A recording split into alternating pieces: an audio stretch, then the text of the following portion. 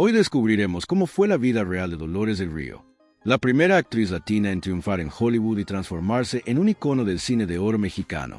Desde su imponente morada escondida en Coyoacán hasta sus residencias en California y Acapulco, desde sus elegantes automóviles hasta su vestuario que dejó huella en la historia, cada aspecto de su existencia resulta cautivador. Los invitamos a recorrer el mundo de lujos que rodeó a la mujer reconocida como una de las más hermosas del planeta y les garantizamos que este viaje los dejará asombrados. Comencemos. La mujer detrás de la leyenda María de los Dolores. Asunsolo y López Negrete vino al mundo el 3 de agosto de 1904 en Victoria de Durango. Su existencia resultó tan cinematográfica como las películas que más tarde protagonizaría. Hija de Jesús, Leonardo Asunsolo, director del Banco de Durango, y de Antonia López Negrete, una aristócrata cuyos orígenes se remontaban a la nobleza virreinal española. Dolores creció envuelta en privilegios y comodidades que solo las familias de Porfiriato podían gozar. Sus primeros años transcurrieron en la Hacienda de la Concepción, rodeada de servidumbre y extensiones de tierra que se prolongaban hasta donde alcanzaba la vista. La familia tenía lazos de parentesco con Francisco Hierro Madero y emparentaba también con Ramón Novarro, el galán del cine mudo hollywoodense. Sin embargo, en 1910 todo se transformó de golpe. El estallido de la Revolución Mexicana obligó a la familia Asunsolo a huir. El padre marchó hacia Estados Unidos mientras Dolores y su madre escapaban hacia la Ciudad de México en tren, camufladas como mujeres del campo. Y en 1912 se reunieron en la capital bajo el amparo del presidente Madero. La familia perdió todas sus tierras en Durango, aunque conservó sus contactos y su apellido. Dolores ingresó al Colegio Francés de San Cosme, donde aprendió francés, piano y danza clásica. Inspirada por Ana Pavlova, desde pequeña poseía una belleza singular. Su rostro de proporciones armoniosas, sus rasgos indígenas bien definidos, su figura delicada pero airosa y su forma de moverse con gracia innata la convertirían con el tiempo en un ser legendario. En 1921, con apenas 17 años, contrajo matrimonio con Jaime Martínez del Río, un hacendado 18 años mayor que ella. La boda fue el acontecimiento social del año. La ceremonia tuvo lugar en la iglesia de la Inmaculada Concepción y la recepción se celebró en el rancho La Hormiga, propiedad que con los años se convertiría en Los Pinos. Si te gusta este contenido, suscríbete para no perderte ninguna historia oculta. Dolores adoptó el apellido del Río, un nombre destinado a escribirse en la historia. La pareja recorrió Europa durante 2 años, fue presentada ante los reyes de España y Dolores tomó clases de voz Madrid y París mientras se relacionaba con la aristocracia del viejo continente. Al regresar a México en 1923, Jaime intentó administrar unas tierras en Durango, pero una sequía arrasó con el rancho. La pareja se instaló en la Ciudad de México y comenzó a frecuentar los círculos de la élite capitalina. Fue en una de esas reuniones a inicios de 1925 donde ocurrió el encuentro que lo cambiaría todo. El director estadounidense Edwin, que se encontraba en México en luna de miel, vio bailar a Dolores y quedó completamente fascinado. Le propuso viajar a Hollywood para convertirla en el equivalente femenino de Rodolfo Valentino. Rompiendo con todos los moldes sociales de la época y en contra de la voluntad familiar, la pareja partió en tren hacia Estados Unidos en agosto de 1925. Dolores tenía 21 años. No hablaba inglés ni tenía experiencia actoral, pero poseía un rostro que la cámara adoraba y una voluntad inquebrantable. Los primeros meses fueron duros. Vivían con recursos escasos mientras Dolores tomaba clases intensivas de inglés y actuación. En 1925 consiguió su primer papel en Juana, apenas 5 minutos encarnando una condesa española. Carehue lanzó una campaña publicitaria agresiva. Dolores del Río, la heredera y primera dama de la alta sociedad mexicana, ha llegado a Hollywood con un cargamento de chales y peinetas valuados en 50,000 pesos. Era pura invención, pero funcionó. En 1926, What Price Glory, dirigida por Raoul Walsh, fue un éxito arrollador. Dolores se convirtió en estrella de manera instantánea, ganó el premio One Pass Baby Stars y llegó a ser considerada la Latin Lover femenina que hacía suspirar a millones. Entre 1926 y 1929 protagonizó The Loves of Carmen, Resurrection, Ramona y Evangeline, todas con gran recepción de público y crítica. Se había transformado en la primera actriz latina en conquistar Hollywood en una era en que la discriminación racial era una práctica sistemática. En 1928 se divorció de Jaime. Ese mismo año llegó el cine sonoro y tuvo que perfeccionar su inglés, lo cual logró sin dificultades. En 1930 se casó con Cedric Evans, el director artístico de la MYM, ingresando así al círculo más selecto de Hollywood. En 1936 fue proclamada la segunda mujer más bella de Hollywood, solo por detrás de Greta Garbo. Pero Emilio, el Indio Fernández, la aguardaba con Flor Silvestre y María Candelaria. El resultado fue extraordinario. María Candelaria obtuvo la Palma de Oro en Cannes en 1946, convirtiendo a Dolores en la primera actriz mexicana en ganar el reconocimiento más importante del cine mundial. A los 39 años, cuando la mayoría de las actrices de Hollywood ya habían concluido sus carreras, Dolores del Río se erigía como la figura más luminosa del cine de oro mexicano. Pero, ¿de cuánto hablamos realmente cuando mencionamos su fortuna? ¿Cómo vivía la mujer considerada una de las más bellas del mundo? Prepárense porque las cifras y los detalles los van a sorprender. La fortuna de Dolores del Río. Sin exagerar, Dolores del Río fue una de las actrices mejor remuneradas de su tiempo, tanto en Hollywood como en México. Durante las décadas de los 20 y los 30, sus ingresos en Hollywood alcanzaban cifras estratosféricas que la situaban entre las 10 estrellas mejor pagadas de la industria cinematográfica estadounidense. En sus primeros años en Hollywood, entre 1925 y 1927, Dolores percibía entre 500 y 000 semanales.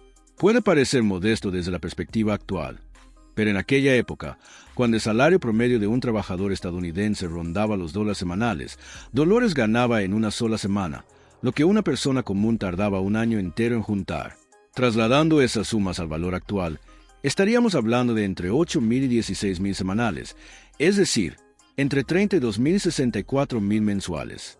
Y eso fue apenas el punto de partida. Tras el éxito de W. Price Glory en 1926 y sobre todo después del triunfo de Ramona en 1928, los honorarios de Dolores se dispararon considerablemente. Para finales de los años 20 cobraba entre 3,000 y 5,000 semanales, lo que equivalía a entre 12,000 y 20,000 mensuales de aquella época. Una producción cinematográfica promedio requería entre 6 y 8 semanas de rodaje, lo que significa que por cada película percibía entre 18,000 y $000. En valores actuales, eso representaría entre 300,000 y 850,000 por filme. Y Dolores rodaba entre 2 y 4 películas al año en su época dorada. Si hacen el cálculo, estamos hablando de ingresos anuales equivalentes a más de $1,000,000 actuales. Para una mujer mexicana en los años 20 y 30 esas cifras resultaban sencillamente astronómicas, pero había más. En 1928, durante el rodaje de Ramona, Dolores grabó una canción para RCA Víctor que se convirtió en un éxito comercial. Esa grabación le generó regalías durante el resto de su vida. Cada disco vendido, cada vez que sonaba en la radio, significaba un cheque para Dolores. Durante décadas, ese dinero siguió llegando. Además, su imagen valía una fortuna. Los estudios la utilizaban en publicidad, portadas de revistas y campañas promocionales. Su rostro vendía de todo, desde cosméticos hasta ropa, desde perfumes hasta cigarrillos. Por cada campaña publicitaria, Dolores cobraba entre 1,000 y 5,000, ingresos adicionales que se sumaban a sus salarios por películas. Su vestuario constituía en sí mismo un negocio aparte. Ned Dolores fue declarada una de las mujeres mejor vestidas de Hollywood en los años 30.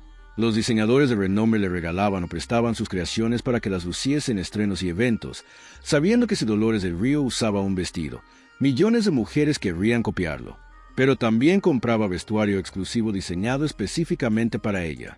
Se cuenta que llegó a poseer un guardarropa valuado en más de 50,000,000 de la época, cifra que en valores actuales superaría los 800,000 pesos. Durante los años 30, a pesar de la Gran Depresión que hundió en la miseria a millones de estadounidenses, Dolores seguía percibiendo cantidades impresionantes.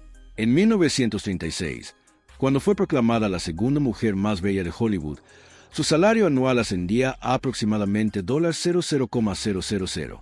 No para dimensionarlo, el presidente de los Estados Unidos ganaba entonces anuales. Dolores ganaba más que el presidente. Cuando regresó a México en 1943, muchos creyeron que su fortuna se agotaría, pero ocurrió exactamente lo contrario. En México se convirtió en la actriz mejor pagada de la industria.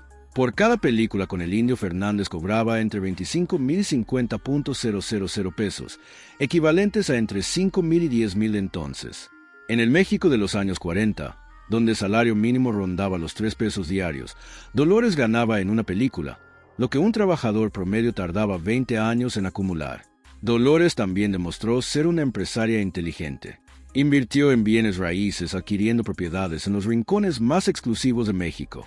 Bea compró obras de arte que se revalorizaban con el tiempo y adquirió joyas de diseñadores reconocidos cuyo valor crecía año con año. No era únicamente una actriz bien remunerada, era una mujer de negocios que administraba su patrimonio con claridad y visión. Su tercer matrimonio en 1959 con Louis Riley, un empresario estadounidense exitoso, también contribuyó a su estabilidad económica. Riley tenía fortuna propia y jamás dependió de Dolores, lo que le permitió a ella manejar sus recursos con plena autonomía. Cuando Dolores falleció en 1983, dejó un patrimonio valuado en millones de dólares que incluía propiedades en México y Estados Unidos, una colección de arte de valor incalculable, joyas extraordinarias y los derechos de imagen de todas sus películas que seguían generando regalías. En su testamento, Uy estipuló que todas sus obras de arte fueran donadas al Instituto Nacional de Bellas Artes de México para exhibirse en museos como el Museo Nacional de Arte, el Museo de Arte Carrillo Gil y el Museo Casa Estudio Diego Rivera y Frida Kahlo. Era su forma de agradecer al país que la acogió cuando Hollywood le cerró las puertas. Su manera de devolver a México todo lo que éste le había dado. Dolores del Río no solo fue rica en vida, su legado sigue siendo invaluable décadas después de su partida. Propiedades de lujo. Las propiedades de Dolores del Río reflejaban a la perfección su existencia dividida entre 2 países, 2 culturas y 2 universos cinematográficos. Cada una de sus residencias narraba un capítulo distinto de su vida extraordinaria. Al llegar a Hollywood en 1925, Dolores habitó inicialmente en departamentos modestos mientras Cariú la promovía y le conseguía papeles. Pero tras el éxito de W. Price Glory, en 1926, todo se transformó. Pudo mudarse a una casa propia en uno de los vecindarios más exclusivos de la zona. Su residencia principal en Hollywood se ubicaba en el 757 de King Manuel en Santa Mónica, California. Dirección documentada en registros históricos y biografías de la actriz. Santa Mónica, en los años 20 y 30 era el refugio preferido de las estrellas de cine que deseaban vivir cerca del océano sin el bullicio de Hollywood. Era un barrio tranquilo, elegante, con casas espaciosas, rodeadas de jardines y con vista al Pacífico. La Casa de Dolores en Santa Mónica era de estilo californiano con una arquitectura que combinaba influencias españolas y mediterráneas y amplios ventanales permitían la entrada de la luz del océano, mientras las terrazas con vista al mar eran el lugar donde Dolores se bronceaba. Los jardines con palmeras y bugambilias le recordaban a México y el interior estaba decorado con elegancia, sin caer en la ostentación excesiva. Esa casa fue testigo de su matrimonio con Cedric Gibbons entre 1930 y 1941. Como Gibbons era el director artístico más importante de la MGM, la pareja organizaba cenas y veladas donde se congregaba la élite de Hollywood. Marl Dietrich, quien consideraba a Dolores la mujer más bella de la industria, era visitante habitual. También concurrían Greta Garbo, Joan Crawford, Fred Astaire, Ginger Rogers y todos los grandes nombres de aquella era dorada. La casa contaba con una sala de música con piano de cola, donde se interpretaban piezas clásicas y boleros hasta la madrugada. Una biblioteca con volúmenes en español, inglés y francés que reflejaba la educación cosmopolita de Dolores, y un estudio privado, donde ella repasaba sus guiones y preparaba sus personajes con la disciplina de una profesional cabal. Sin embargo, la propiedad más emblemática de Dolores del Río se encontraba en México. Al regresar en 1943, adquirió una propiedad extraordinaria en el barrio de Santa Catarina en Coyoacán, uno de los rincones más históricos y hermosos de la Ciudad de México. La dirección exacta era Salvador Novo 37, aunque algunos registros también la ubican en las cercanías de Francisco Sosa, 61. La casa se llamaba La Escondida y el nombre era absolutamente preciso. Era un rancho de grandes dimensiones que ocupaba casi una manzana completa, rodeado de muros cubiertos de follaje y vegetación que le brindaban una privacidad total. Desde afuera solo se percibía un imponente portón de madera y herrería con toques coloniales. Era como una fortaleza oculta en pleno corazón de Coyoacán. La construcción era de cantera, ese material nacido de la geografía de Pedregal, que le confería un aspecto de solidez permanente. La fachada de cantera rosada brillaba bajo el sol de Coyoacán. El portón principal era en sí mismo una obra de arte con herrajes trabajados a mano y maderas nobles talladas con motivos coloniales. Al traspasarlo, un jardín espectacular daba la bienvenida. árboles centenarios, fuentes de cantera, caminos empedrados y rincones secretos perfectos para leer o conversar. Dolores era apasionada de la jardinería y supervisaba personalmente que sus jardines estuviesen siempre impecables. Había higueras que daban sombra, jacarandas que alfombraban el patio de flores moradas en primavera, bugambilias de todos los colores imaginables trepando por los muros. El interior de la escondida era una fusión perfecta entre la elegancia colonial mexicana y el modernismo europeo. Techos altos con vigas de madera oscura, pisos de barro cocido pulidos hasta brillar, muros blancos enmarcando arte mexicano y europeo y muebles que Dolores había reunido en sus travesías por el mundo. La sala principal tenía enormes ventanales que daban al jardín, sofás tapizados en telas finas, mesas de centro con incrustaciones de talavera y una chimenea monumental donde se encendía fuego en las noches frías de invierno. Las paredes lucían pinturas de Diego Rivera, José Clemente Orozco y Rufino Tamayo. Dolores había sido musa de estos artistas, quienes le habían obsequiado obras de valor incalculable. El comedor tenía capacidad para 20 comensales. Contaba con una mesa enorme de madera maciza, sillas coloniales tapizadas en cuero, un aparador con vajillas de talavera y cristalería europea y candiles de hierro forjado suspendidos del techo que creaban una atmósfera íntima y cálida. La cocina era el reino de las cocineras que elaboraban los platillos tradicionales mexicanos que Dolores adoraba. Mole poblano que requería días de preparación, chiles en nogada en temporada, tamales de múltiples sabores, pozole rojo los jueves, según marcaba la tradición. Dolores comía como mexicana.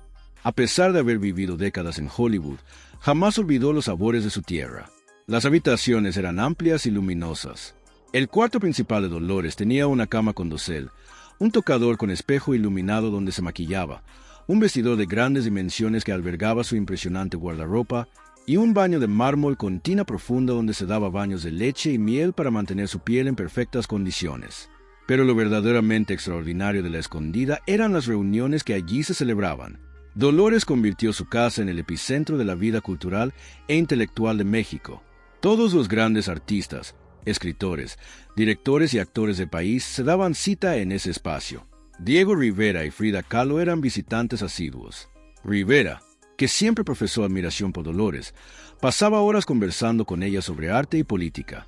María Félix, la otra gran figura del cine mexicano, acudía con regularidad y las dos mujeres dialogaban hasta el amanecer sobre sus carreras, sus amores, sus triunfos y sus decepciones. Salvador Novo, el gran cronista de la Ciudad de México que vivía en la misma calle, era vecino y amigo cercano. Emilio el Indio Fernández, quien siempre estuvo profundamente enamorado de Dolores, se mudó a Coyoacán para estar cerca de ella, y pasaba días enteros en la escondida planeando películas. También llegaban visitantes internacionales. John Wayne visitó la casa durante el rodaje de una película en México. Orson Welles fue huésped en varias ocasiones. El duque de Windsor, quien había abdicado al trono británico para casarse con la mujer que amaba, visitó la escondida durante un viaje a México, causando revuelo entre los tabloides. Y las cenas en la escondida eran legendarias. Se servían los mejores tequilas y mezcales artesanales, vinos europeos, champañas francesas. Se elaboraban platillos extraordinarios que fundían la alta cocina francesa que Dolores había aprendido en Europa con la tradición culinaria mexicana. Las conversaciones abarcaban desde política hasta arte, desde cine hasta literatura, desde anécdotas de farándula hasta discusiones filosóficas de hondo calado. Dolores habitó la escondida desde 1943 hasta su muerte en 1983. 4 décadas en esa casa que se transformó en su refugio, su santuario, su hogar verdadero. Allí envejeció con dignidad. Allí recibió a Louise Riley cuando se casaron en 1959. Allí transcurrieron sus últimos años rodeada del arte y la belleza que había atesorado a lo largo de toda su vida. Hoy la escondida sigue en pie. Me es propiedad privada, pero su icónica fachada con el gran portón de madera continúa siendo fotografiada constantemente por admiradores que visitan Coyoacán. Una placa conmemorativa señala que allí vivió Dolores del Río, la actriz más importante de México.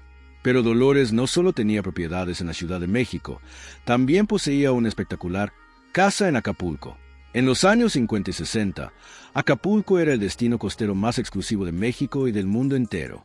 El lugar donde las celebridades internacionales pasaban sus vacaciones, donde se filmaban producciones de Hollywood, donde la jet set global se congregaba. La casa de Dolores en Acapulco estaba ubicada en una zona privilegiada con vista directa al Océano Pacífico. Era una residencia más pequeña, rodeada de palmeras con 2 albercas, más 4 habitaciones con balcones que miraban al mar, terrazas donde se servían cenas bajo las estrellas y un palmar privado. La decoración era tropical pero refinada. Muebles de mimbre y ratán, telas ligeras en tonos claros, hamacas colgadas entre las palmeras, una cocina al aire libre donde se preparaban pescados y mariscos frescos y una atmósfera de descanso total que contrastaba con la intensa vida social de la capital. Dolores pasaba temporadas en Acapulco cuando necesitaba alejarse del trabajo y de los compromisos sociales. Allí nadaba, tomaba el sol, pintaba acuarelas, escribía sus memorias y disfrutaba simplemente de la paz del mar. Era su refugio secreto donde nadie la perturbaba. Actualmente esa casa en Acapulco puede rentarse para quienes deseen vivir unos días como lo hacía ella. Halo, un testimonio vivo de cómo buscaba Dolores del Río, la privacidad y la tranquilidad lejos de los reflectores. Dolores también mantuvo vínculos con Durango, su ciudad natal, donde tenía una casa de estilo colonial que visitaba de vez en cuando para reconectarse con sus raíces y con los recuerdos de su infancia aristocrática anterior a la Revolución. Todas estas propiedades reflejaban la vida multifacética de Dolores del Río. No era únicamente una actriz, sino una mujer de gustos exquisitos, vasta cultura y sensibilidad artística profunda, que sabía apreciar la belleza en todas sus manifestaciones. Sus casas no eran simples lugares donde residir, eran extensiones de su personalidad, espacios donde el arte, la cultura y la elegancia confluían de manera armoniosa. Colección de automóviles. Los automóviles de Dolores del Río eran, como todo en su vida, símbolo de elegancia, distinción y buen gusto. A diferencia de otras estrellas que acumulaban docenas de vehículos ostentosos, Dolores prefería tener pocos, pero cada uno absolutamente perfecto. Su automóvil más icónico y mejor documentado era un Packard convertible de los años 30. El Packard era el automóvil de lujo por excelencia en los Estados Unidos durante aquella época. No poseía la estridencia de un Rolls-Royce británico, pero resultaba infinitamente más distinguido que un Cadillac. Era el vehículo ideal para alguien como Dolores que valoraba la distinción por encima de la ostentación. El Packard convertible de Dolores era probablemente un modelo de la serie 12 o Superate, los más suntuosos de la marca. Lucía una carrocería aerodinámica pintada en crema o blanco perla que resplandecía bajo el sol de California.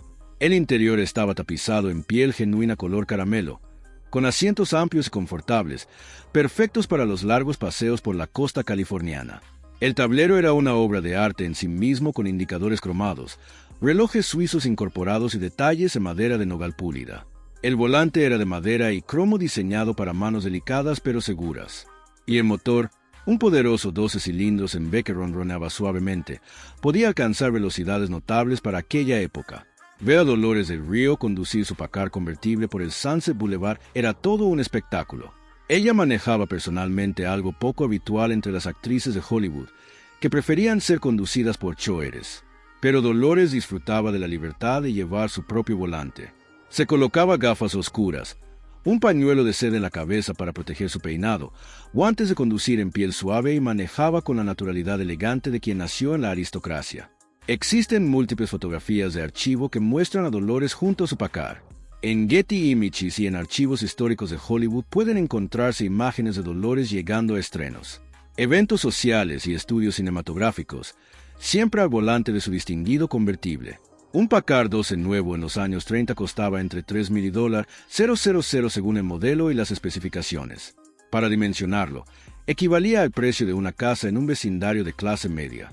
En valores actuales estaríamos hablando de entre $60,000 y $100,000 pesos por una inversión considerable que para Dolores, quien ganaba miles de dólares semanales, resultaba perfectamente accesible.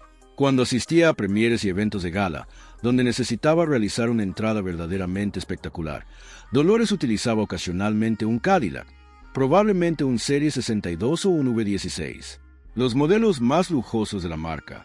Estos eran los automóviles oficiales de las grandes estrellas para las ocasiones más solemnes. El Cadillac de Dolores era más grande e imponente que el Packard, probablemente pintado en negro brillante o en un elegante crema con cromados relucientes, faros delanteros imponentes y una parrilla frontal que proclamaba poder y prestigio. El interior superaba incluso el Packard en refinamiento con tapicería de terciopelo y cortinas en las ventanas traseras para garantizar la privacidad y espacio suficiente para que Dolores viajara cómodamente sin arrugar sus vestidos de gala. También existen registros fotográficos de Dolores llegando en Cadillac a eventos importantes, el vehículo ideal para proyectar el máximo glamour y sofisticación. Cuando Dolores regresó a México en 1943, es muy probable que haya contado con automóviles adecuados para las calles mexicanas. En aquella época, los autos estadounidenses de lujo eran símbolos de estatus en México. Es posible que Dolores haya tenido un Packard o un Buick en la Ciudad de México, perfectos para sus desplazamientos entre la Escondida y los estudios cinematográficos. La verdadera riqueza de Dolores del Río no residía únicamente en sus cuentas bancarias o en sus propiedades. Estaba en su estilo de vida refinado, en su colección de arte de valor incalculable, en su vestuario que marcó una época, en su capacidad de vivir con elegancia absoluta, sin caer nunca en la vulgaridad. El vestuario de Dolores era legendario. Fue declarada una de las mujeres mejor vestidas de Hollywood en los años 30. Y ese título no era simple publicidad. Era una verdad absoluta. Dolores poseía un sentido innato del estilo que combinaba la elegancia europea con la sensualidad mexicana de un modo completamente propio. En Hollywood trabajaba con los mejores diseñadores de vestuario de los estudios, Travis Banton y Dita de Adrián. Todos los grandes nombres creaban especialmente para ella, pero Dolores también adquiría alta costura europea. Tenía vestidos de Chanel, de Schiaparelli, de Molino. Si viajaba regularmente a París para renovar su guardarropa con las últimas creaciones de los diseñadores más importantes del mundo. Un vestido de alta costura parisina en los años 30 costaba entre 500 y 2,000 pesos. Dolores compraba varios en cada viaje. Su colección de vestuario llegó a estar valuada en más de 50,000 de la época, equivalentes a más de $0,000 actuales. No se trataba de ropa cualquiera, sino de piezas de arte que hoy ocuparían un lugar en los museos. Sus vestidos para los estrenos eran obras maestras. Satén, que caía como agua sobre su cuerpo, con escotes estratégicos que mostraban su espalda perfecta, sin jamás rozar vulgaridad. Lentejuelas y cristales que destellaban bajo los flashes, colas dramáticas que ella arrastraba con la prestancia de una reina. Pero lo extraordinario de Dolores es que no solo lucía espléndida en eventos de gala, sino también en su vida cotidiana. Usaba pantalones anchos estilo Marlene Dietrich, cuando esa prenda todavía se consideraba escandalosa para las mujeres. Llevaba faldas pisadas con blusas de seda y chalecos de corte masculino que creaban un look andrógino, pero plenamente femenino. Sus trajes sastre, perfectamente cortados, acentuaban su figura esbelta. Sus accesorios eran impecables. Sombreros de ala ancha para protegerse del sol californiano. Pañuelos de seda Hermès que usaba de 1000 maneras distintas. Gafas oscuras de Kerr que se convirtieron en su sello personal. Guantes de piel suave en todos los colores imaginables. Zapatos italianos hechos a la medida que eran obras de arte por sí solos. Y las joyas. Dolores poseía una colección extraordinaria. No usaba piezas ostentosas con diamantes descomunales como hacían otras actrices. Prefería joyas más sutiles, pero igualmente valiosas. Tenía collares de perlas naturales que habían pertenecido a su familia antes de la Revolución. Aretes de esmeraldas colombianas engarzadas en platino. Brazaletes de jade prehispánico heredados o adquiridos en subastas. También reunía joyería, diseñada especialmente para ella por los mejores orfebres mexicanos. Piezas que combinaban técnicas prehispánicas con diseño art déco, collares con motivos aztecas elaborados en plata y obsidiana, anillos con glifos mayas tallados en jade, pendientes inspirados en las joyas que adornaban a las mujeres de Teotihuacán.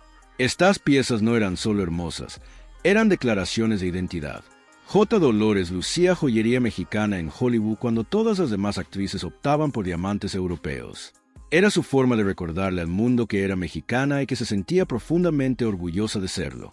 El cuidado de su belleza era en sí mismo un lujo. Dolores era famosa por dormir hasta 16 horas diarias cuando no estaba filmando. No era pereza, sino parte de su régimen de belleza. Creía firmemente que el sueño era el mejor cosmético y que solo descansando por completo podía mantener su piel perfecta y sus ojos brillantes. Su cabello era atendido por los mejores estilistas. En Hollywood, peluqueros acudían a su casa para peinarlo antes de los eventos importantes. En México trabajaba con estilistas que sabían exactamente cómo tratar su cabello grueso y ondulado. Nunca lo tiñó.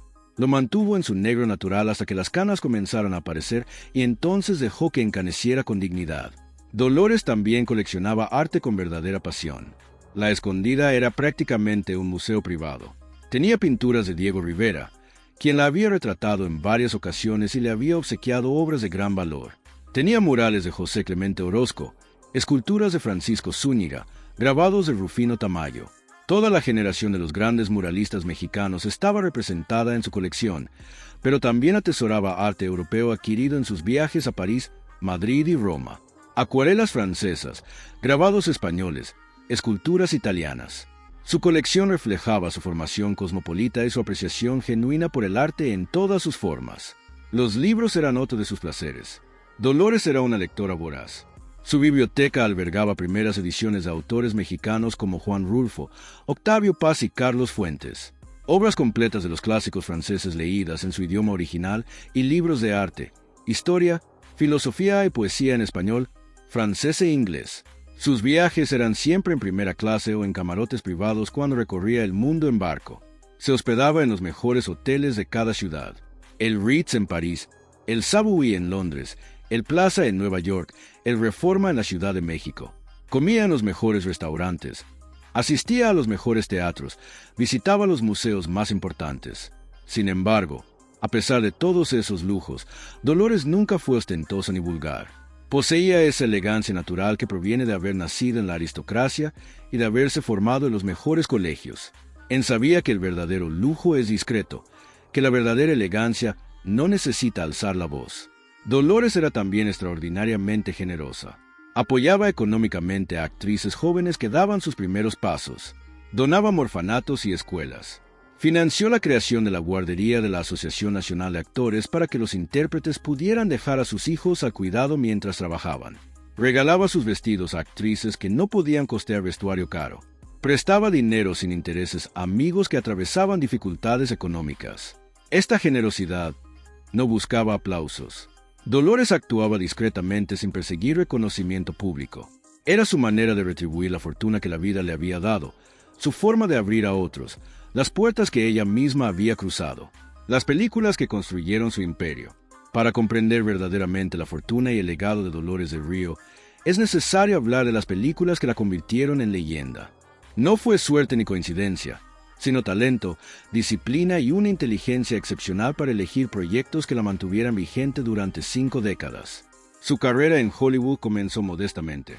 Juana en 1925 fue apenas un papel secundario de 5 minutos, pero esos 5 minutos bastaron para que los estudios advirtieran que la cámara valoraba su presencia. En 1926 llegó What Price Glory, dirigida por Raúl Walsh, una historia sobre la Primera Guerra Mundial en la que Dolores interpretaba a Charmen, una joven francesa que se enamora de un soldado estadounidense. La película fue un rotundo éxito de taquilla y crítica. Dolores recibió el premio One Pass Baby Stars, de que reconocía a las 3 actrices jóvenes con mayor futuro en Hollywood. Su nombre comenzó a aparecer en las portadas de todas las revistas de cine. Se había convertido en estrella de la noche a la mañana. The Loves of Carmen en 1927. También bajo la dirección de Raúl Walsh consolidó su estrellato. Dolores interpretaba a Carmen, el personaje eterno de Prosper Mémé, con una intensidad actoral y una fuerza dramática que sorprendió a todos. La escena en que bailaba flamenco se volvió icónica. Roserexchen en 1927 fue su primer papel profundamente dramático. Encarnaba a Katusa, una joven rusa engañada y abandonada que atraviesa grandes dificultades personales para encontrar finalmente la redención. Dolores demostró que no era solo hermosa, sino que podía transmitir emoción con genuina naturalidad.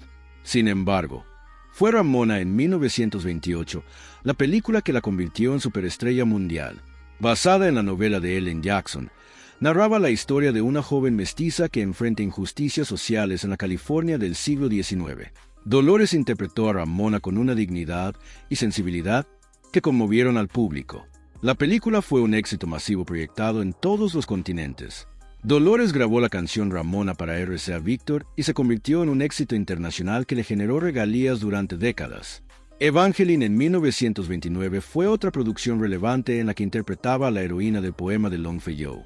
Su actuación fue tan memorable que se erigió una estatua de Evangeline en San Martín Ville, Luisiana, modelada sobre el rostro de Dolores. Con la llegada del cine sonoro en 1929, muchas estrellas del cine mudo vieron truncadas sus carreras. Dolores, en cambio, prosperó. Su acento era suave, claro y percibido como internacional. Podía interpretar personajes franceses, españoles, rusos, brasileños. Su versatilidad la salvó. Durante los años 30 protagonizó películas de todos los géneros. The Bad One en 1930 fue una de sus primeras cintas sonoras en las que cantaba y actuaba. Bird of Paradise en 1932 se convirtió en una de sus películas más reconocidas. Interpretaba a una princesa polinesia atada a una tradición de su comunidad. Las escenas fueron filmadas de manera artística, pero generaron conversación internacional. Flying Down to Rio en 1933 es recordada como la película en que Fred Astaire y Ginger Rogers bailaron juntos por primera vez, aunque la protagonista era Dolores del Río, quien encarnaba a Velha, de que una joven brasileña atrapada entre dos amores. Madame Duary en 1934 fue una superproducción en que Dolores interpretaba a una figura histórica francesa vinculada a la corte real con un vestuario diseñado por Henri Kelly que resultó espectacular. A finales de los años 30 los papeles comenzaron a escasear. Ya no era la joven de 25 años y en el Hollywood de aquella época las actrices mayores de 30 encontraban limitadas las oportunidades protagónicas. Algunos de los papeles que le ofrecían reforzaban estereotipos culturales que Dolores rechazaba con dignidad, lo que reducía aún más sus opciones. En 1943 regresó a México. Emilio el Indio Fernández le ofreció el papel estelar en Flor Silvestre y fue un éxito masivo. Dolores interpretaba a una mujer del campo con una profundidad sorprendente. En 1944 llegó María Candelaria, la película que lo cambió todo. Narraba la historia de una pareja indígena en Xochimilco que enfrenta señalamientos y rechazo comunitario. Dolores interpretó el papel central con una sensibilidad excepcional. La película ganó la Palma de Oro en Cannes en 1946, el galardón más prestigioso del cine mundial, y fue un triunfo histórico que colocó al cine mexicano en el mapa internacional. Las Abandonadas, Bugambilia, La Otra, Río Escondido y La Malquerida fueron éxitos consecutivos que convirtieron a Dolores en la figura más importante del cine de oro mexicano. Durante los años 50 siguió protagonizando películas como Doña Perfecta, Reportaje y La Cucaracha, donde compartió pantalla con María Félix. En los años 60 alternó entre producciones mexicanas y estadounidenses, regresando a Hollywood con papeles en Flaming Star junto a Elvis Presley y Cheyenne dirigida por John Ford. También incursionó en el teatro y la televisión y siguió activa hasta 1978 cuando anunció su retiro. En total protagonizó más de 50 películas. Fue estrella en 2 países, en 2 idiomas y en 2 industrias completamente distintas. Cada película generó ingresos y regalías que continuaron fluyendo durante décadas. La historia de la vida lujosa de Dolores del Río es la historia de una mujer que nació con privilegios. Los perdió durante la Revolución. Los recuperó con su talento, los conservó con su inteligencia y los compartió con generosidad. Es la historia de alguien que entendió que el verdadero lujo no está en acumular, sino en vivir con elegancia, con propósito, con dignidad. Su fortuna estimada al momento de su muerte superaba los varios millones de dólares entre propiedades, arte, joyas y derechos cinematográficos. Pero esa cifra no refleja su riqueza verdadera. Su riqueza verdadera fue una vida vivida plenamente, una carrera extraordinaria que se extendió 5 décadas y un legado que sigue inspirando a nuevas generaciones. Espero que hayan disfrutado este recorrido por la vida lujosa de Dolores del Río, tanto como yo disfruté prepararlo para ustedes. Si conocen alguna anécdota adicional sobre sus propiedades, su estilo de vida o su carrera, déjenla en los comentarios. Me encantaría conocer más historias y compartirlas con todos. Y si les gustan estas historias donde las grandes del cine de oro muestran su lado más humano y lujoso, no se pierdan nuestros otros videos sobre las estrellas de la época dorada del cine mexicano. Dale click, suscríbete y activa la campanita para no perderte ninguno.